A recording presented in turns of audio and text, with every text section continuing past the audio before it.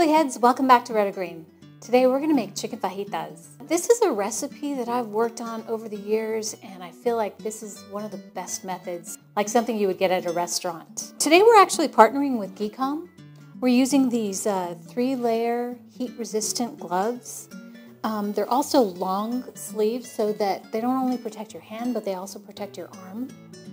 And these have actually become my new favorite item when I'm grilling. And if you'd like to get a pair of these, we're going to leave a link in the description box below so that you can get your own pair and use these when you grill. We're going to cook up the chicken on the grill. While the chicken's cooking, we're going to make some Pico de Gallo, and we're going to use that Pico de Gallo to make up a quick guacamole. You're going to love this recipe. It's so good. And I do hope you try it. If you do, don't forget to tag me on Instagram.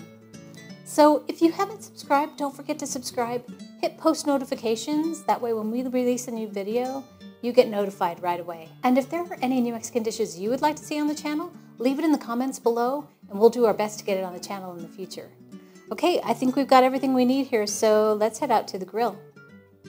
Let's start by preheating the grill to 350 degrees or medium to high heat if you don't have a temperature gauge. Now let's put together our fajita seasoning by adding red chili powder, half a teaspoon of cayenne pepper, 1 teaspoon of garlic powder, 1 teaspoon onion powder, 1 teaspoon of salt, 1 teaspoon of sugar, and 1/4 teaspoon of ground cumin. Now whisk the ingredients together to combine and set aside while we coat the chicken breasts with some canola oil. You want to brush both sides of the chicken breast with canola oil. And then we're going to sprinkle the fajita seasoning on both sides.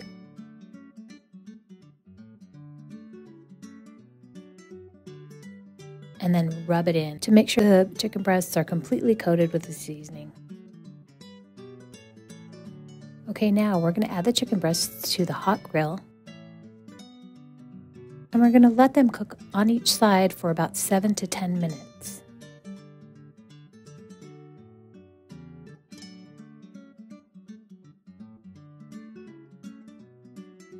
Once the chicken breasts are done, we're going to bring them back inside and we're going to let them set so that all the juices redistribute into the chicken. Meanwhile, we'll move on to slicing our peppers and onions into about 1/2-inch wedges. Next, we'll add 2 tablespoons of canola oil to a large saute pan and add in our peppers and onions, and we're going to cook these for about 5 minutes. We want them to still be crisp, so I'm not going to overcook them here.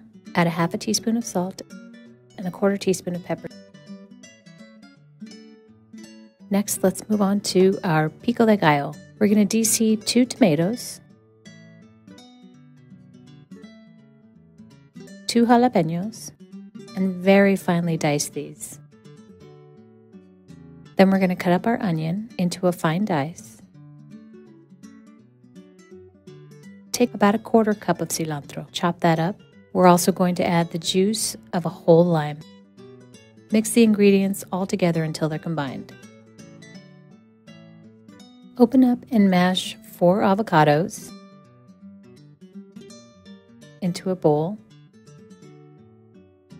and add 3 tablespoons of Pico de Gallo along with 1/2 teaspoon of garlic powder, and then mix it all up until combined. If you have a cast iron pan, we're going to put it on the stove and heat it on medium to high heat. We're going to preheat this because we're going to finish off the fajitas in this pan. But if you don't have a cast iron pan, you can just use a skillet.